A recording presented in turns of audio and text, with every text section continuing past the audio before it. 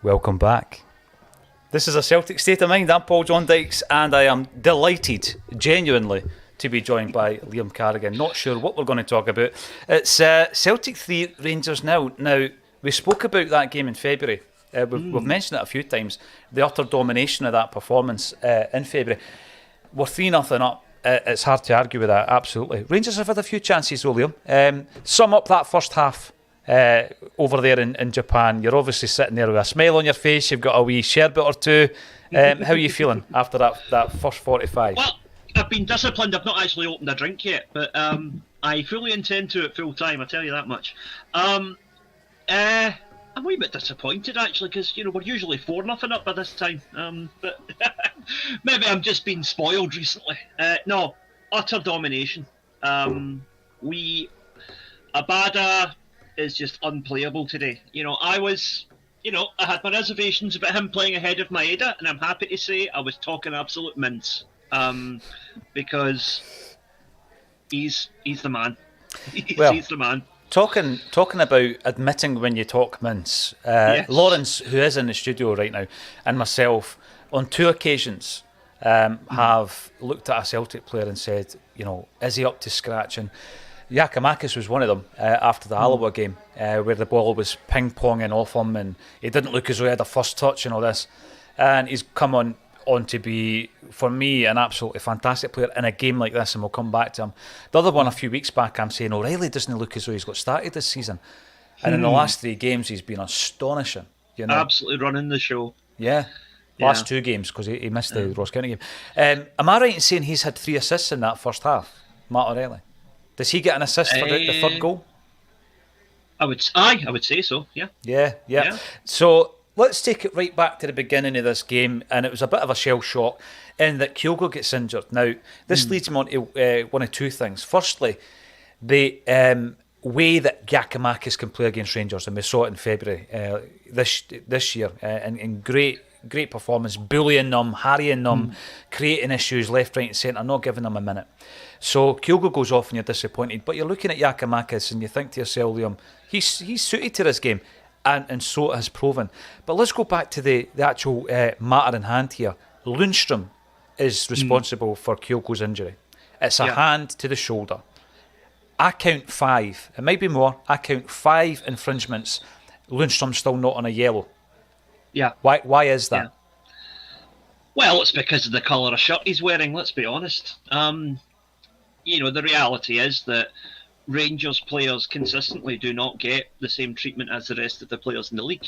That's not a paranoid Celtic fan. That is a statistical fact that can be demonstrated with evidence. You're right. Alan Morrison, Celtic by Numbers, who appears once a month on a Friday, he wrote a superb blog, and it was just based on facts and figures, Liam. It was just based on that. I think in the last game, Lundstrom, 12 infringements before the referee books him. On this occasion, I've counted 5, and the very first one should have been the booking, and it's not happened. Now, listen, we're winning 3-0, but there's not a better time to pick up on the deficiencies of the refereeing and the authorities in Scottish football than when you're on top. I'm going to bring up a couple of these points here, Liam, right? Because, as I said beforehand, I remember, vividly that game in February, and Kevin comes in saying, this time we won't stop. I've asked this question a few times. I asked it against Dundee United when we were absolutely steamrolling them. What do you do at half-time? Liam, what do you do if you're Ange Postecoglou at half-time? And do Celtic go on to score more goals in this game? I'm going to use a line that one of my old martial arts teachers used to say to me. When you've got your foot on the opponent's throat, do not release it. We should go for the absolute jugular here. We've got them on the ropes, and we need to... they were moaning last week about us being disrespectful, scoring 9 against a team. Let's just get 10 against them today and just put it to bed once and for all. Wouldn't that be a wee bit unfair? Do you have any sympathy for the opponent? No, says Jake. No, stop and hit them for 6, 7 or 8. No.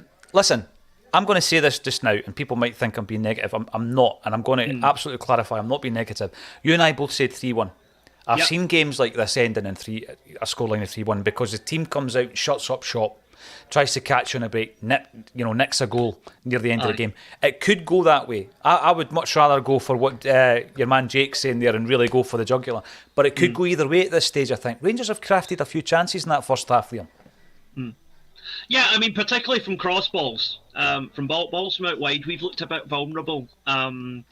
Although, to be fair, the one time that Cholak out-jumped Starfelt, he initiated a two-handed shove on his back before he got to the ball, which, again, the referee didn't pick up on, suspiciously enough.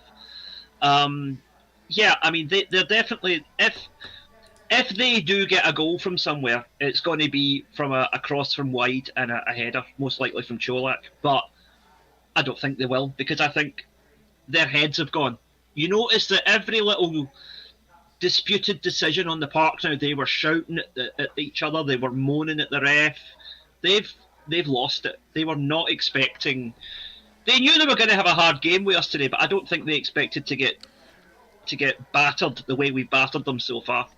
And the thing as well, we know that there are people in that Rangers dressing room who think a game can be lost in the first half. That was commented on last season. The Godfather, Jesus, what a first half. Jota's goal was class. I want to talk about that goal. We'll talk about all three of them, right?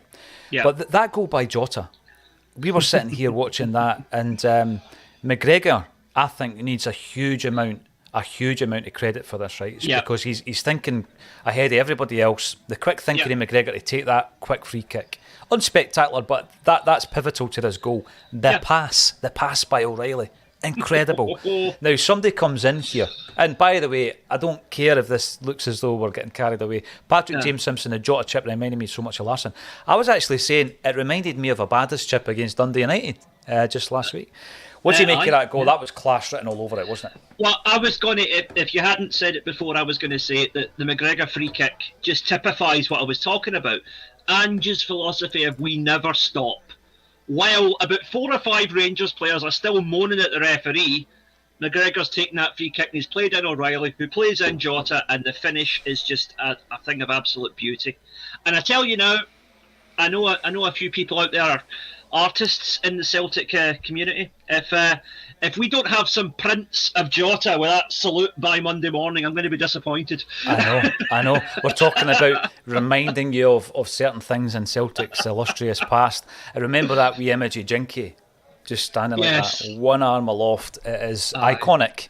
You know, and these guys that are on the park, Ange Postecoglou's building an iconic side, Liam. There's so many heroes in that team, but I think it's important to note, like you've said in the past, often teams of the past have had that talisman, that figurehead, the one player that you build a team around. We don't have that, do we? No, because we don't need it. We have, our main striker gets taken out in the first 90 seconds of the game. And we're still 3-0 up at half time. How is that even possible for well, again, to use the extreme example, imagine if Henrik Larsson got crocked in the first minute of a game against Rangers back in his time. We may well have gone on to win the game, but I highly doubt we would have been 3-0 up and anywhere near that level of dominance. This is the kind of debate, the discussion that's been raging on social media all week is around how strong we are, Liam. And you can think of great sides in the past. And in my lifetime, I mean, I loved Tommy Burns' team, but they were fairly unsuccessful, winning one trophy. So in my lifetime, the great Celtic sides, in my kind of adult life, are Martin O'Neill's team and Brendan Rodgers' side. I mean, let's not forget Gordon Strachan and what he did. And obviously Neil Lennon was very, very successful. But the truly special teams for me were those two teams. I mean, O'Neill taking us to a European final. Rodgers, absolutely steamrolling the rest of Scottish football in a way that I don't think we've ever seen or will see since. The quadruple treble started by Rodgers and the discipline and everything that he implemented, the culture at Celtic Football Club. And I look at those two teams, and what I find interesting is we didn't have that same strength. Like you say, if a Henrik Larsson was injured, then there's going to be a drop in quality. And people have been looking at largely the team that started against Ross County midweek, maybe with the exception of Callum McGregor, and saying, that's like a second string team. But, it probably would beat virtually everybody else in Scottish football. And I can never remember a time being in that position, Liam. And it goes back to what we spoke about Ange building a squad, not a team. one that really sticks out to me, and not a happy time for any of us. But if you go back to the season where we lost the 10, and that first game against Rangers, where we had, I think, about 5 or 6 players out because of COVID, and we were like, oh no, who are we going to play? What's going to, Now, if we have 5 or 6 injuries, it's like, all right, we'll just put the bench on, and we're as good as we were, No, it's a great point actually, to go back to, because on that occasion Shane Duffy had dental problems, I think, didn't he? Had terrible toothache. Had to go and get a tooth extracted. He was replaced by Stephen Welsh. Up top, Ajeti, who at that point was a different Ajeti that we're probably discussing now. He was a guy that started off the season pretty well. He was a big name signing, but he would have started that game and he pulled out. In fact, there was team lines circulating with Ajeti in them, and Klamala started that game. You remember Klamala started the game. Yes. So you're absolutely right. You're spot on. And if we were to use Neil Lennon's team first time round, and it's a team I'm really fond of. I love that team with Ledley and Van Dijk and all these guys. But how often did we see players playing in Neil Lennon's first tenure who were miles off it? The amount of times, even the game against Barcelona, and Miku played that game, and you look at that and you think, well, the quality of Tony Watt should never have been on the bench. He became the hero, but you're relying on a guy who's been playing in the kind of academy to come on and win the game for you. So it's a great position to be in. Have you changed your prediction for this game, having watched that first half, Liam? Well, I've just got a wee message here from my dad, and happy birthday, Dad! By the way, it's his happy birthday, 66th birthday today, and 66 years young, and he tells me he felt a lot younger after seeing those goals going. He's just said to me here, he's got a bet on for the second half for Abada and Tavernier to score, because they're going to get the penalty at some point, right? And Carter Vicker and Goldson to be carded at 200 to 1. I think that's worth a wee bet. Well, in Scottish football, Liam, that is not beyond the realms of possibility. And I think that when you look at the performance of the referee in the first half, just to reiterate one of the points we've already made, it has been so poor that would we see a card in the second half for a Celtic player? Potentially. Will we see a penalty for Rangers? Actually, I've got it written down here. Celtic should have had a penalty. I'm sorry. Abada, he's pulled his leg back and he's been impeded and he's been brought down. That's a penalty all day long, Liam. I don't think Kent tries it, right? I think he does just crash into the back of him. But the fact is, Abada's drawn his leg back for a shot. Kent clearly swipes the leg away before he can bring it forward. So he interferes with Abada's attempt to address the ball. Thereby, it is a foul. It's in the box. It's a penalty. It's...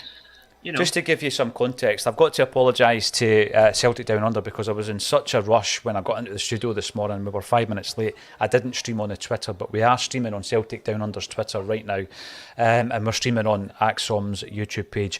We're in a studio which you might hear some mummerings coming from next door. I can see through our wee window there is a soul music event ongoing with loads of soul DJs, right, playing soul music. So they're through there, and 3 times in that first half, Lawrence has appeared on their stream, jumping up and down, screaming and shouting at the window, and we can probably hear a wee bit of soul music filtering through the supposed soundproof door, and that's fine because we've appeared on their stream as well, Liam. So whatever works for you. I don't know if you're a soul music fan, but it's sounding pretty good today.